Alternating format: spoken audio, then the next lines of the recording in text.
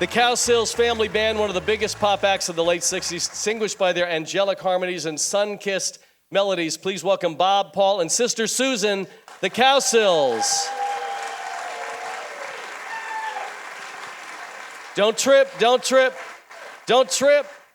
Oh, Bob. Hey. Welcome back, you guys. Thank you. Hey, everybody. How you doing? Where are we sitting? Right there, Susan, right wherever you like. I just got back from the gym. Sit down. That's the towel. Oh, God, it's Wow. Hello. Whose idea was it to put the Cowsills next to me? Hello. whose idea was it not giving me a mic? That's probably smart. I got one. No, it was smarter for Paul. I don't need a mic. Oh, God help us. Hey, I want to apologize up front because we're first and we're a lot in the morning. Okay, here we go. Here you go, Paul. All right. Here's your mic. You should switch to decaf, maybe. Okay. You know, I've never drank coffee in my whole life. Really? Yeah. Okay. All My right, well, parents don't- always don't- needed it before they talked to you. So, and we all had to make the coffee, but you couldn't speak to them until they had their coffee. And I thought to myself as I was growing up, man, I'm never doing coffee. Yeah. Okay. I'm never going to be on that. No, I was the opposite. I love the sound of that. I drank coffee and everyone left me alone. And here's what I am, is I don't want to hear from Paul till I've had my coffee. So, Okay. All right. All Let's right, bring take out the over. other stars. Okay, our next group, they are the 2018 inductees in the Memphis they Music are Hall of coming Fame. out. They are in great company with Elvis, Jerry Lee, Johnny Cash, Aretha Franklin. Please welcome Bill Cunningham, Gary Talley of the Box Tops. They filled this room last night.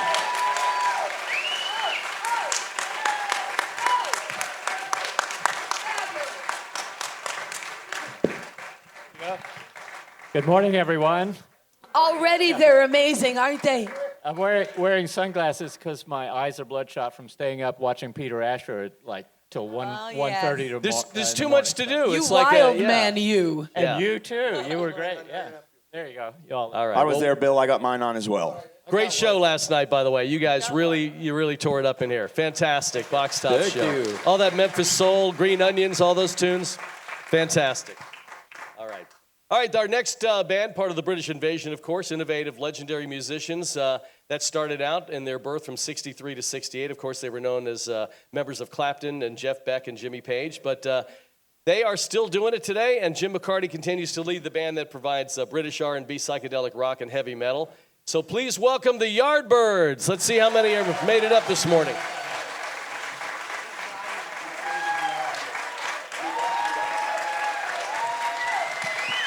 Hey, Jim, welcome. Good to see you. Wow. We got stools for the guys if there's room back there. Godfrey, why are you sitting down there with those guys? Godfrey's our guitar player on Happy Together, so it's kind of like he's all a Yardbird now, so whatever for us. Yeah, look where he's sitting. Wow, all right, dude. I'm going to take a picture and send it to the gang. Here's Godfrey hanging out with us. We're already starting, aren't we? Starting in early, you guys, this competition. So. Sorry, Joe, go ahead. It's your Oh, thank you. Well, we're almost done. Thank you, everybody. Good night. We'll We see love you. you. Oh, Get back over here. Okay. See what I mean? Everybody wants. Now, we're going to talk about jobs you had before you were famous. Now, in the case of the Cowsills, they started singing right away, and then they were jobless. Is that right? All right, so they're going to talk about that. As far as the Box Tops, you guys have stayed busy a lot, but we're going to get to your situation. And Jim, before the Yardbirds kicked in 1963, what were you doing as a kid? Were you playing guitar? Were you working? Were you trying to save up and working to make money to have a guitar? Well, I wasn't a kid by then. I was about 20, 21. And I worked in the stockbrokers. In the city in London. And it was, it was very hard to, forming the band, working 9 to 5 in an office and then going to play a gig. It was really hard. So I went to my boss and I said, well, I'm going to have to give up this job. But I said, I'm in a band and it's going to fold up in a couple of years. So when that happens, can I have my job back? What did the boss say? Yeah, of course, yeah. Okay. But that's must be, 55 years ago or something now. And you never look back. You're plugging away, jamming with the Yardbirds. So. I never thought we'd still be going, this time. Amazing. And who were your influences? The entire band, obviously, but Jim, who were your earliest influences? Because the Beatles hadn't really hit. They hit in Liverpool. But who were you listening to? Was it more blues and guitar? Well, there was a moment where we all suddenly heard, we called it R&B, Right. but it was like, Howling Wolf and Chuck Berry, Bo Diddley, all those guys. Slim Harpo and Muddy Waters. It all came in sort of underground. You didn't hear it on the radio, you didn't see it on the TV, and you had to go to special shops to buy the records. So then when you first came to America, did you go home with tons of American records? Yeah, All the music that you worshipped the whole... Before that, it was like early rock and roll, like Buddy Holly and Right. Everly Brothers, and then all of a sudden everything changed because we thought, this is where they got it from. This is where the original of the music, this is it. So we want to play it, and we love it. It's so exciting, So Stockbroker, that's kind of respectable. What about the rest of the band? Anybody talk about, grab the mic there and talk about what you were doing before? I delivered refrigerators You did. and, major appliances. I was like that Dire Straits song, Right. Oh, yeah. That was me, yeah. I am. Delivered Did you ever deliver a refrigerator or appliance to a famous person? No, that would have been a good break for me, wouldn't it? Yeah. Hopefully. Yeah. Well, that's pretty good. You did that for how long? 15 years. 15 years. Wow. Yeah. No, it's true. So listen, the refrigerator in our suite is a little bit warm. I was wondering if you could swing by and... I'll have a look at it. Yeah, Will you? sure. Thank you. I'd appreciate that. I can't keep my bootleg bottles of water cold in there. Yeah. All right. How about the rest of the gang? Besides wanting to be a musician, of course, you can't always do that. And sort of, I was 18 or 19 out of high school, and I needed a job. I became a horse groom.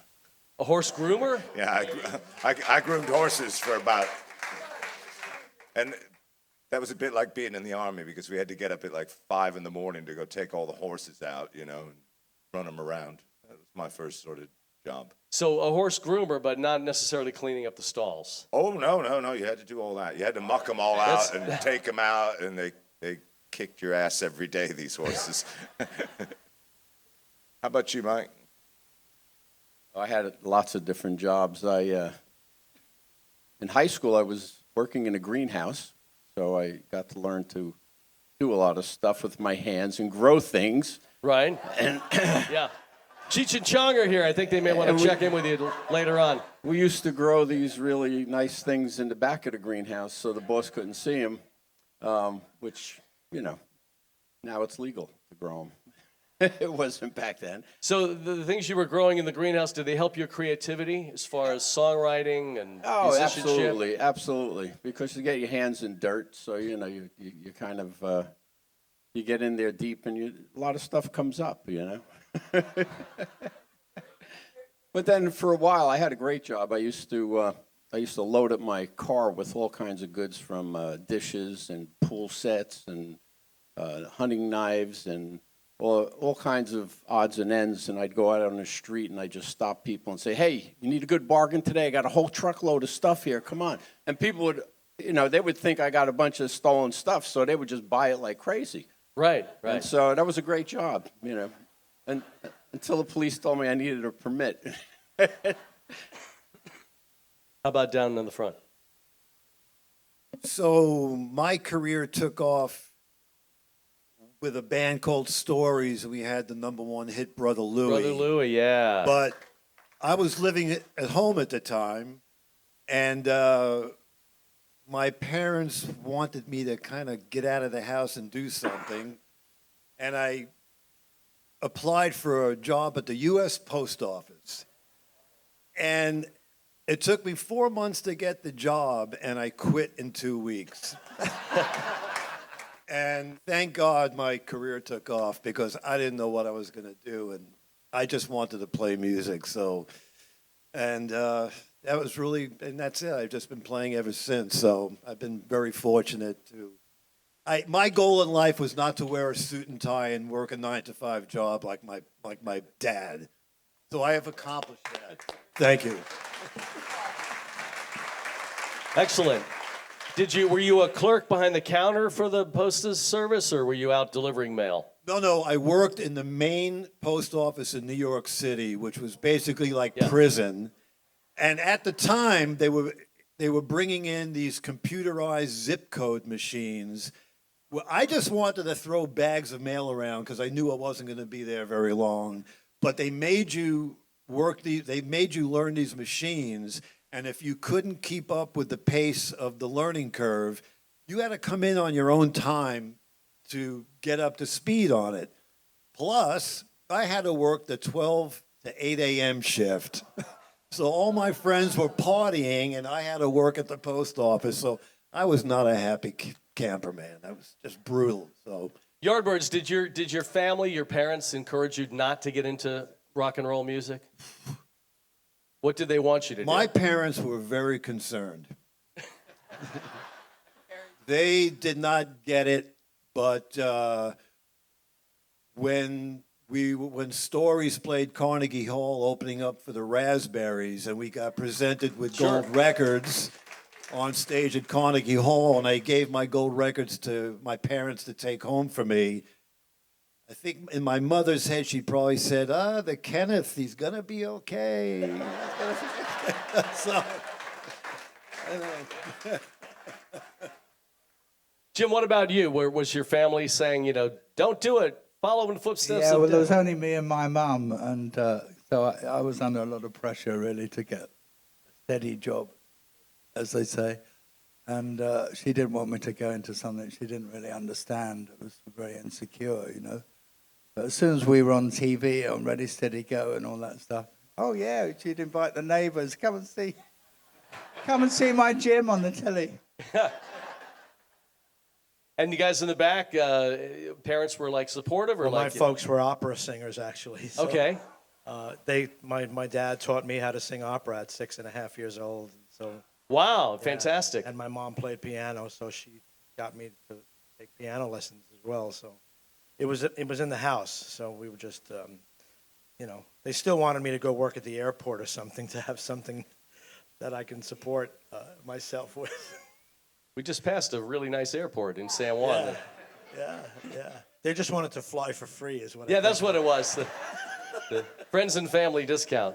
Well, my folks, they didn't stay together too long. They divorced in '69 when I was 5. And I think maybe like some of the people of that generation, they were kind of selfish to a certain degree. They were learning hey, I'm going to be myself, but when you got kids, anyway, my brother and I, we grew up without much authority figures, too many authority figures around us. So all hell broke loose. And what we got up to, as long as it was constructive, they never said no. And they actually encouraged anything constructive in our lives. So they saw that, and they loved music. Both my parents loved, huge soul and jazz fans, so, as well as the popular music of the time. So my mother in particular, she was very encouraging. All right. And your family was supportive or no? Yes and no.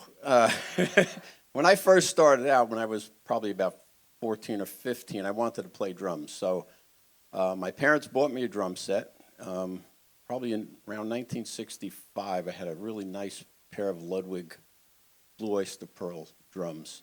And then I decided I didn't want to play drums anymore. I wanted to be a lead singer, so I started singing. I remember when I told my dad that, he was like, "What makes you think you know how to sing?" So that was very encouraging. And and then when I joined the band Ram Jam, and we had that hit record Black Betty back in the 70s, all of a sudden they became very, very supportive. So, yeah, that's how it went. And my mom is still very supportive. She's going to be 98 years old on Sunday. Wow, fantastic. Congratulations. So she's a she's a feisty one. She really is. Awesome. Well, congratulations on having your thanks. mom around for so long. Bill Cunningham, Gary Talley of the Box Tops. First of all, you killed it in the room last night. Unbelievable stretch of music for an hour. And Give us a little history first on the Box Tops and how they got the name. Because as a kid, when I heard the word Box Tops, I remember mailing 2 of them to Battle Creek, Michigan to get some crazy pair of sunglasses or something like that. Yeah, well, when we recorded the letter, we were called the DeVilles. And before they released it, we did a search to make sure that the name could be used. And there was already 2 registrations of the name. One was a national and one was sort of a local registration. So we had to change names. And we couldn't think of a name. And somebody did suggest just what you said. Oh, why don't we just, like have people send in names on box tops? And someone said, oh, that's it, Box Tops. And I thought, oh, God, no, that's a terrible name, which I actually thought. But when the letter hit number 1, I got used to it, and it hasn't bothered me since. That'll happen. And what about Gary? The same way that the guy. Oh, you have a mic. Okay. Okay, what was the question? Oh, well, we were talking about the name of the Box Tops, but Same. same as what he said. That saves time. Copy paste. Okay. But tell me about At least we have our story straight. Yeah, right? you do. Yeah. Tell me about you guys meeting up to create the Box Tops, the band, and how you guys met and how it came together. Well, Bill and I lived on neighboring streets in Memphis, and I knew who Bill was and his older brother, BB. And I joined the band when John Evans, the original keyboard player, and I had played in a band called the In Crowd. And the guitar player left for the DeVilles, and I went over to audition at Alex Chilton's house in Memphis. And at that time, it was the biggest house I'd ever been in, come to think of it. And his mom had an art gallery on the 2nd floor. It was really nice. They were kind of beatniks, sort of, very artsy people, His dad played jazz piano in Yeah. town and stuff with a lot of great musicians. So it was a nice atmosphere, very cultural. So then, Gary, your family was encouraging you to get into music, right?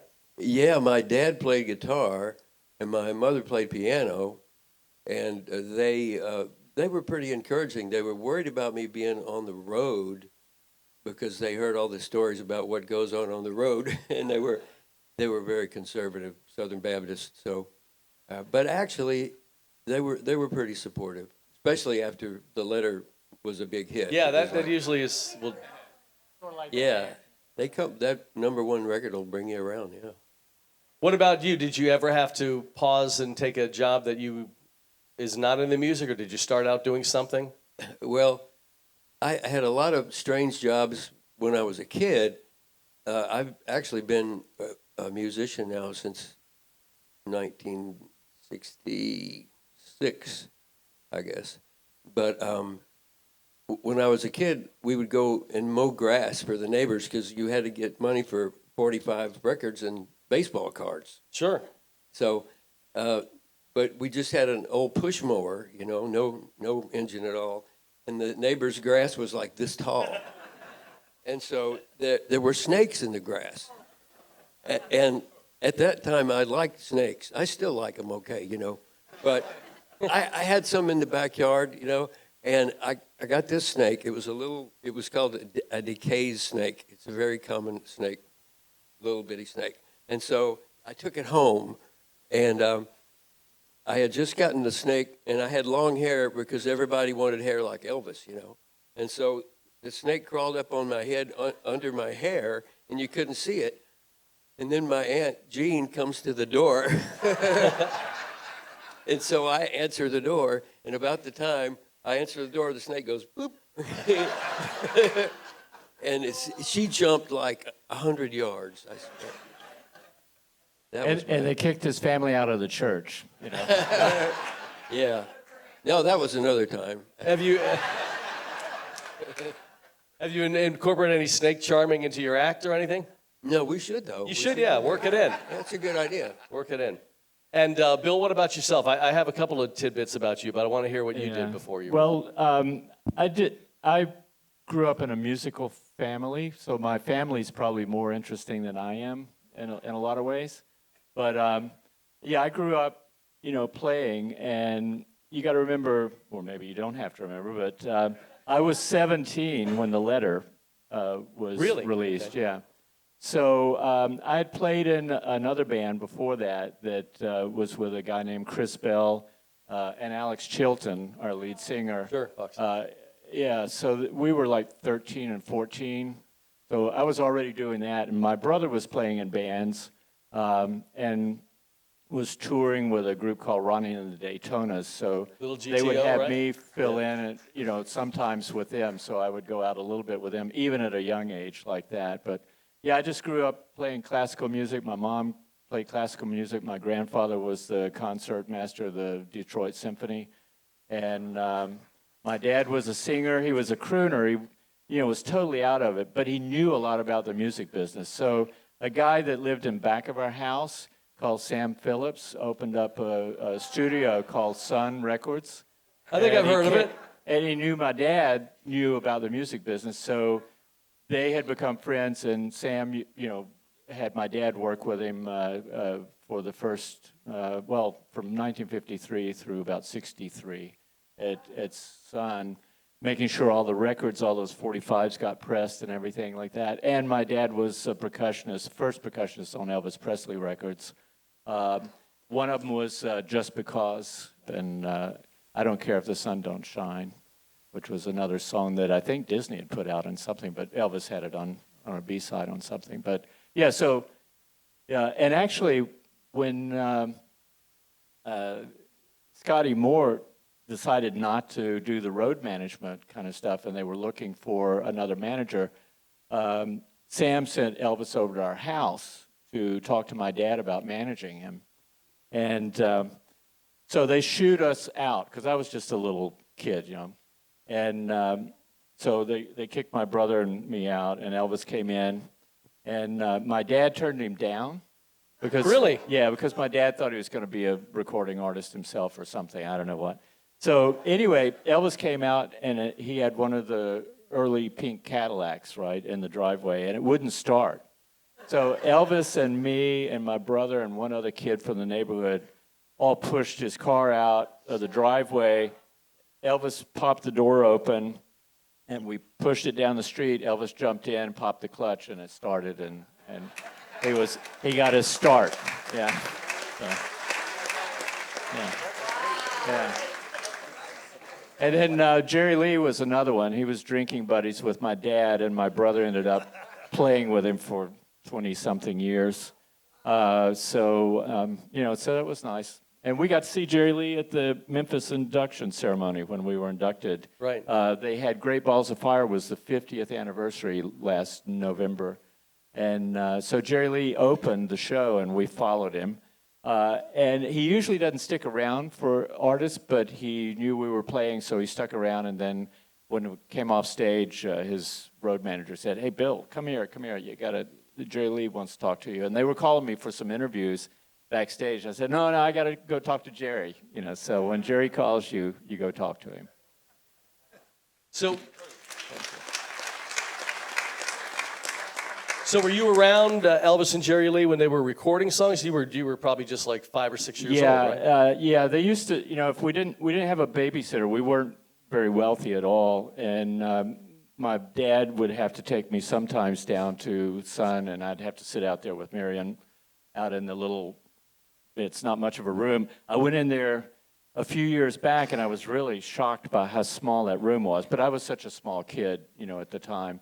But I would have to sit out there and play with my toys or something, waiting on them to finish up, and then they would come out, and it was like hours later, It was like, all I want to do is go home, Tell me about it. I heard a rumor that you played bass for the Muppets. Is that true? Yeah. Yes, that's true. Can you tell us what that experience is like and how that works? Well, I worked with Jim Henson on television specials, and I've done a lot of other kind of things too. I worked with Mikhail Baryshnikov on television specials as well, where he danced and I played upright. But Jim wanted an upright basis for some of the specials they did, and so I sat in and did those television shows. Are the Muppets pretty demanding when it comes to appropriate bass technique? The Muppets themselves didn't care so much, but I cared, But it was fun, and I have to say, Jim Henson was a real treat to work with, and really, really a creative guy, and great loss, you know. Right, right. Bill, oh, sorry. Oh, go ahead. No, go right ahead. No, go right ahead. When I said your name, I forgot. I'll get back to you. Oh, okay. Yeah, all right. You had a question and you forgot Another it? Cowsill moment. Yeah.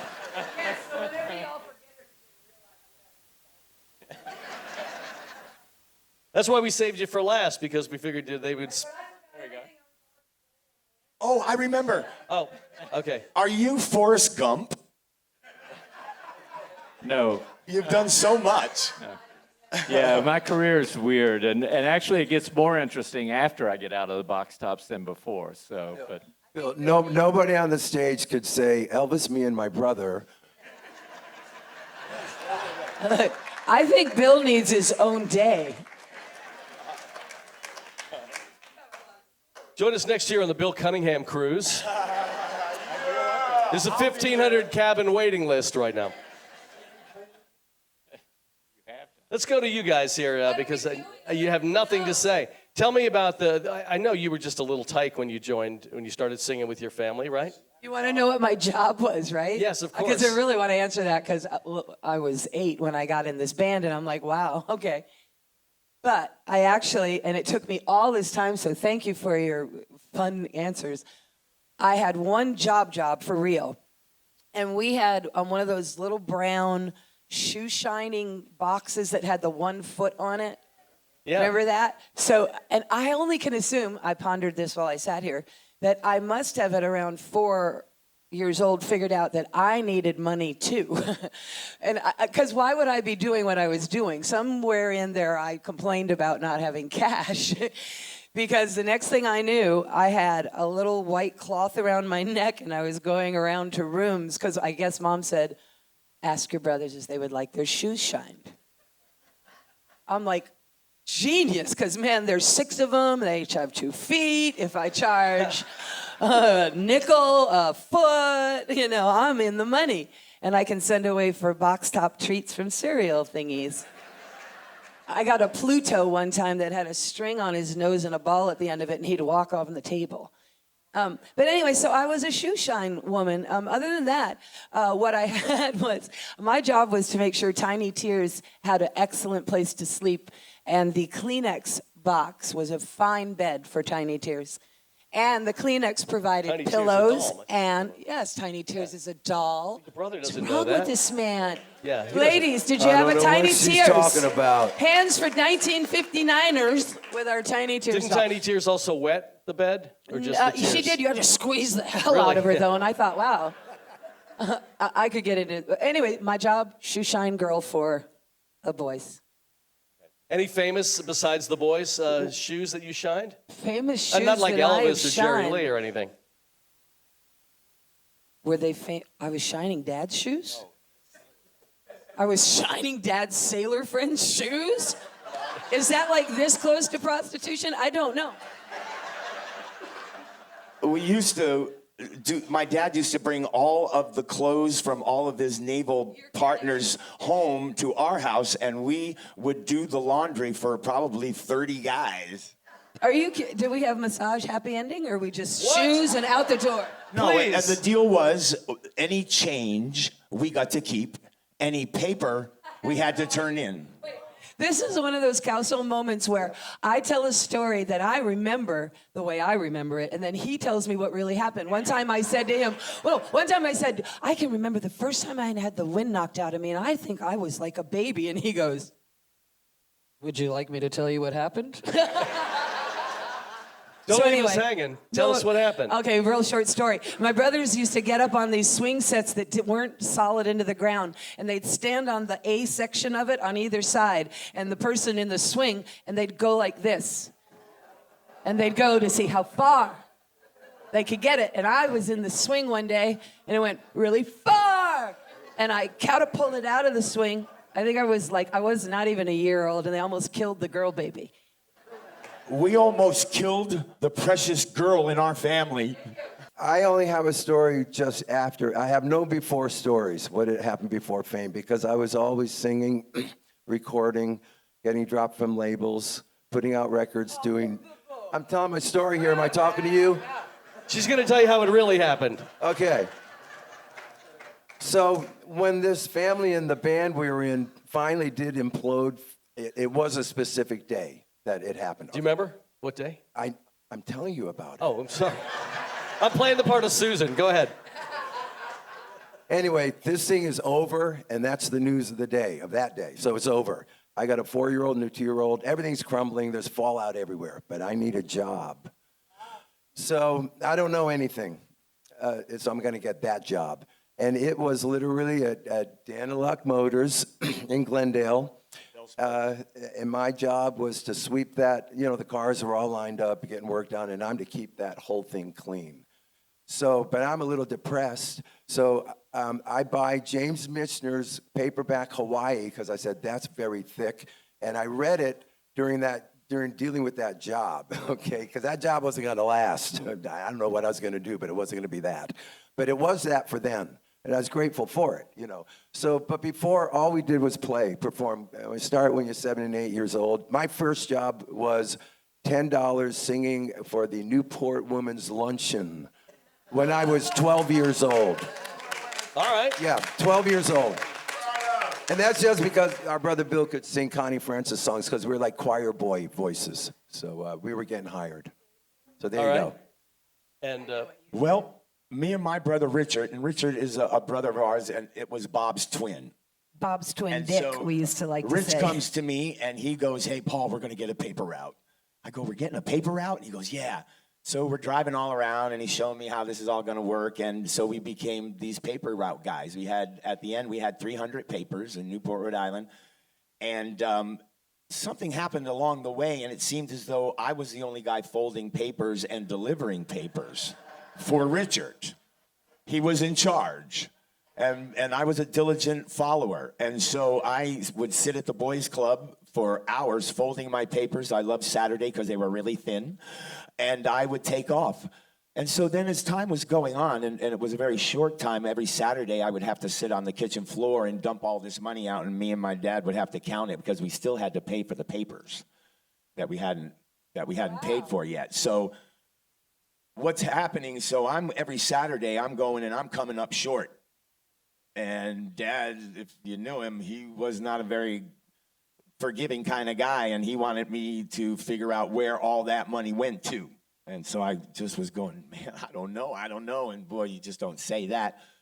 So then a Friday came, and Friday was my collection days. And as I was going around collecting on Fridays, they were all telling me, "Well, your brother Richard was here yesterday." And I'd go, "What, Mrs. Pazlowski?"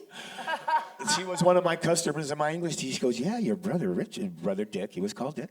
Bob's twin Dick. Your brother Dick, Bob's twin, was coming by, and he had been collecting on Thursdays, and I was trying to collect on Fridays. So that last Saturday, my dad figured, "Man, Paul, this is just not for you." But I never said anything about Richard. Good man. We Good never, man. We never ratted each other out. No, you don't turn anyone Because you in. knew what happened to the poor guy that ratted out. And then the guy that ratted the guy out also got in trouble for ratting the guy out. And somehow I ended up in trouble too every time. Yep. So my Every time. newspaper thing was the deal, and it was on a bike, and it was in the middle of winter one time, and they had tons of dogs chasing me, and it was quite a fun thing, though. I loved it. Thank you, Paul.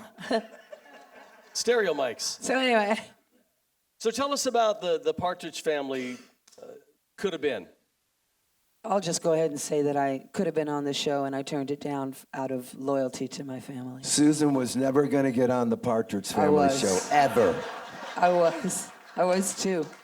Yes, I was. These three gentlemen in 1970, whatever it was, going to be for Partridge, and one maybe, three gentlemen came to our house in Santa Monica and with an idea for a TV show. They said that they're going to have a mother in a rock band, put them on a bus, and build a show around that. Genius. And we invited them in. We told them, you're here, you're at the right place. We know how to do this. Yes. Well, they were searching us out really to see if the kids in our family could be the kids they're looking for their TV show. And when they got Paul, I'm like 19 now, so Paul's 17. you know, we got pimples, we got Visohex in the bathroom. We're just, When they had the idea, they were super cute. Yeah, so they ruled us out, okay, on arrival. But they saw Susan, and I mean, look, I mean, she's 9 years old. Who's not cute at 9, right? Everyone's cute at 9. Danny Bonaducci. So You got a point. Danny was real cute at 9. No.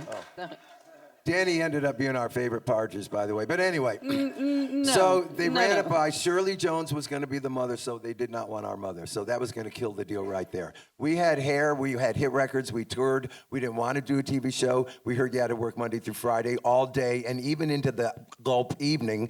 And we just didn't want to add that to what we weren't looking for money. We weren't looking for fame or fortune. And we did not want that TV show. And it didn't work out. It worked out for everybody, I mean. Thank you. See what happens when you're a we?